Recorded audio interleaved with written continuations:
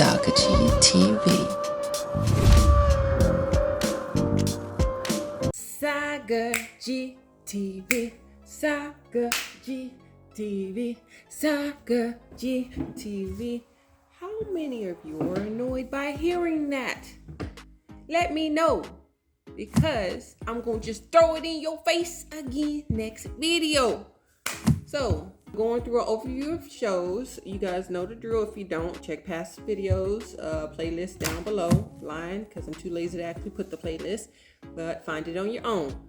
First anime I'm going to talk about. This one is not a series. This one is a movie, and it's called The Girl Who Leaped Through Time. I've seen this anime movie so many times because I just like it.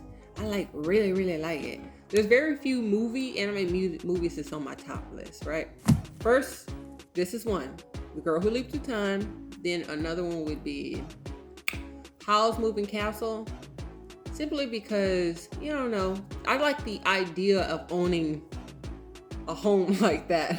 I mean, not looking like that, but the idea of the door scene is what's so cool. That opening doors and you're in different countries. But I do like that anime. Or that movie. And then Spirited Away. You know what? Spirited Away was cool, but it was, I think just because that was one of the really first anime movies I really got like into. But those three are my top ones. I mean, sure, there's a lot of other ones out there that's good, like Kiki's Delivery Service and all those other ones. But I mean, I'm just gonna talk about these. Or Ponyo. Okay, let's just get back to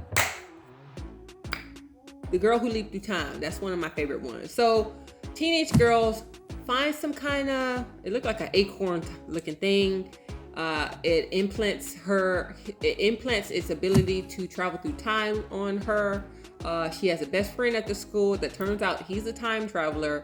That little device was his. He lost it. That's his little device he used to go back into he's from the future. So, of course he is to own a time machine nugget. So, she gets the time machine ability. She uses it for every little frivolous thing. Eventually she finds out, oh, my best friend is a time traveler. He comes back to the past because he's trying to save his future. The world is not a good place in the future. And that's pretty much it. That's the gist of it. She realizes that basically the little time machine, there's limited uses of it. She realized, hey, because I kept using it, I drained all the battery for it. My best friend not only won't be able to go back home, but the world is doomed. That's the general gist of it. It's a cute anime. I really like it. I like the slight sci-fi aspect of it. I like the friendship of it. It's about being friends. I know, it's not a romance, but I think the best friend does love her. She loves him. She eventually realizes, because first she just sees her, oh, that's my buddy, that's my friend. But then once she realizes, oh, I might never see you again. No, not might. I will never see you again. That's when she's like, no, I love him. I don't want him to go. But it was a cute movie. I liked it. I will watch it. That's one of those anime you can watch once a year and not get tired of. Next one is Food Wars: The Fourth Plate. Now, when I say this anime right here, it took me a while to actually like get into, because like the first episode, I was like, why are you making cooking so sexual? I don't understand. And it's just like, nah, I don't know where, nah. Because, you know, anime got the tendency to do that, overly sexualized things, objects, people. And sometimes it's like, oh, they do it in a playful way where it's like, it's not so bad. And then sometimes it's just overtly, take it in your face. It was like, what are we doing here?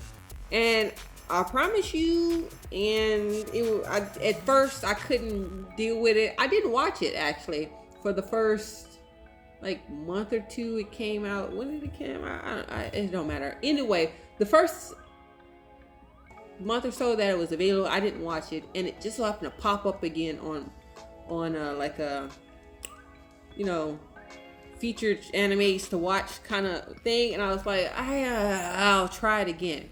And I promise you, the only thing that kept me watching was the food.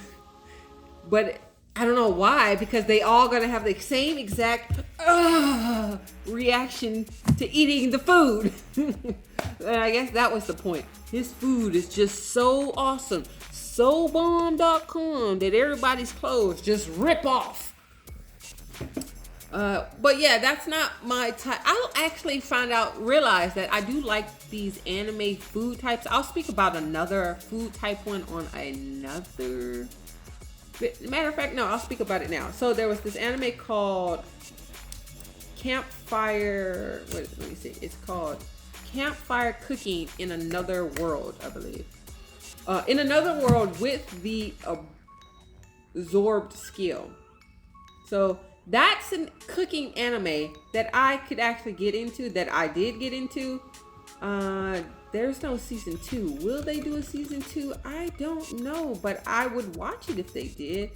This guy, he comes into another world. The food in that other world is not like the food in this world. It's more of a,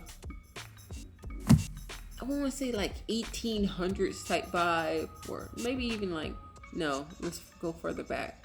Like 1700s type vibe. There's no cars, there's horse and buggies. Well, I mean, I'm saying this, but it's a magical world, so it has like dragons and giant wolf animals. So basically, he goes into the world. The food, they don't have the same type of food, so he creates dishes, you know, like fried chicken, katsu and curry and different things like that. There's this giant demon wolf, some kind of spiritual wolf creature. He's like, yo, I'll be your bodyguard if you cook me this food and give me this food every day. And that's how it goes. So we just watch him make different type of food and feed it to the wolf. Travel the world as an adventurer, feed it to the wolf. I like watching cooking videos, apparently animated cooking videos, because they do be making it look good. It's kind of like when you watch SpongeBob and they show you a Krabby Patty, and you're like, man, I want me a Krabby Patty. It's a cartoon burger, but something about it look delicious. Next, I'm going to talk about, it's called Angel Beast or Angel Beats. I don't think I'm going to talk a whole bunch about this anime because I've only seen it once. And it's been a while since I've seen it, so I can only grasp the general concept on it. So basically, the main character wakes up one day at a school, and I think he wakes up outside of the school, like in the, like say the soccer field or something. He wakes up outside. He sees a whole bunch of kids saying, "Run, run! She'll get you. She'll get you. Angel will get you." And he's like, "Wait, what's going on?" He runs to the kids, and the kids are like, "We gotta stay away from Angel." Angel is this one girl who walks around the school chasing the other kids. The other kids is like, "She's trying to kill us." My camera cut off, so I really don't even know where I left off. I think I was saying something about the girl named Angel going around. Basically, there's a war. That's right. There's a war going on between the kids and the girl named Angel. Basically the general idea is every day they're trying to find ways to kill the girl or Angel, while Angel is trying to get to them. So in the end, all it is that basically, if you're at this school, you're already dead. That's what the main character figures out. And the Angel is just, she's trying to get to them to help them move on to the other side. While they thinking she's trying to kill them, they're already dead. If you're at this school, you're trapped at the school, you can't leave this school. That's because you're dead and your soul is trapped there, and she's just trying to help you, but everybody sees her as the villain. That's the general idea. Because I only watched it once, I'm gonna say from what I've only watched this anime one time, and that's because I thought it was okay. It was an okay anime. It wasn't an anime that I was looking to watch again. And the next anime I'm gonna talk about is Welcome to Demon School Iruma-kun. I like this anime. I can't tell you how many. This is probably one of those animes I've seen more than any other anime. Not necessarily because I just love it. I do really like it.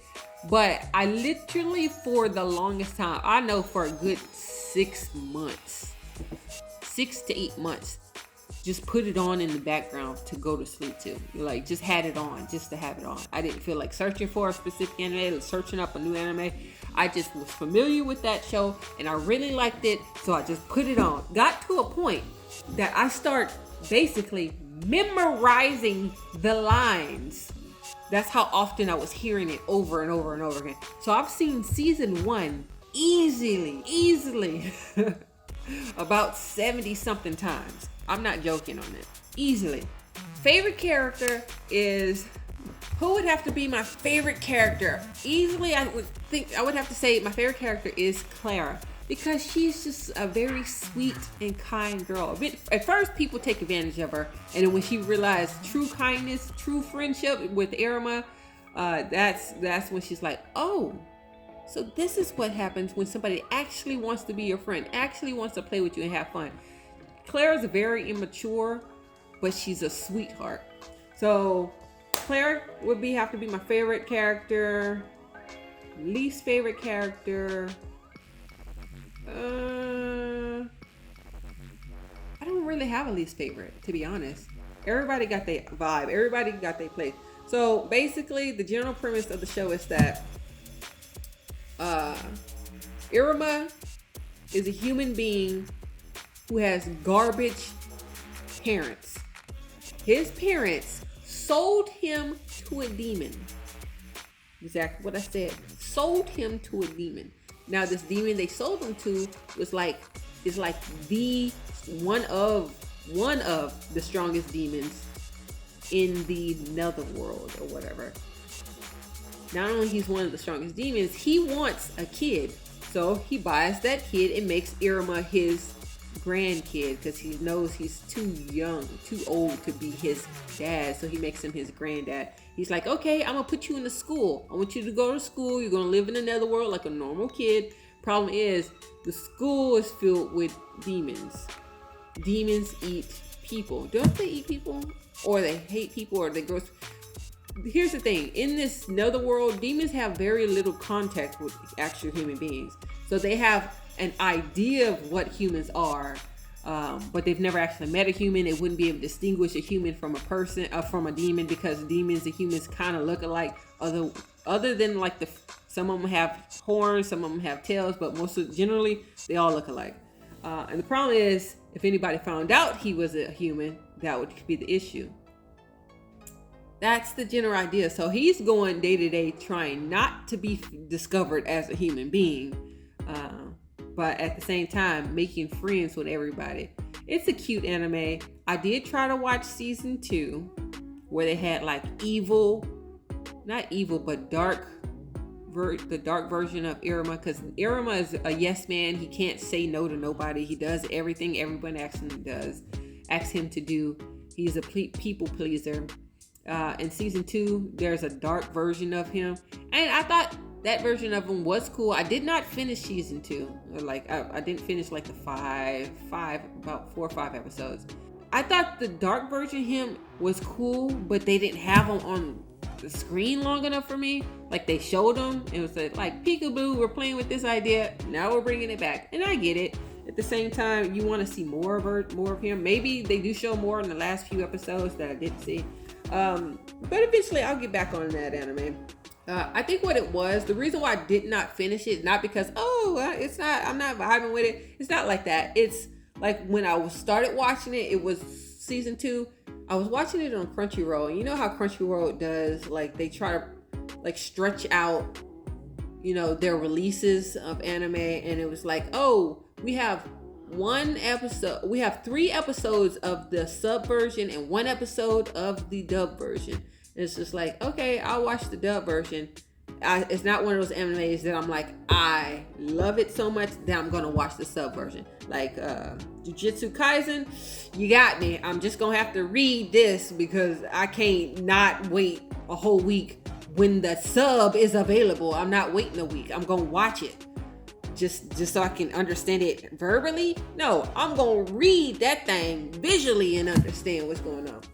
This wasn't those. I can wait for dub to come out, and after a while it's just like, dang, I gotta wait another week, sometimes even 2, because I get it, it's a lot of work. But sometimes Crunchyroll be real slow to getting out sub or dub, and after a while it's like I've lost interest in watching the show. I gotta wait a whole week to watch one episode. It's just like, what year are we in? Like, Netflix has spoiled us. They released the entire season in one go and let you just binge it. That's why Netflix is so popular. Just forget, like, HBO started doing that. I know I'm off topic, but some of the shows I'm like, ooh, I want to watch that. Here's one episode this week. Tune in next week for the next episode. I'm like, I'm not on that no more. We are not in those times. Everybody want it now. Everybody got short attention span. You wait too long to produce a new show, new anime, or new whatever, people lose interest and move on to the next thing. Okay. Is that it? Yeah, I think that's it for Sagaji TV. Sagaji TV. Catch you next time.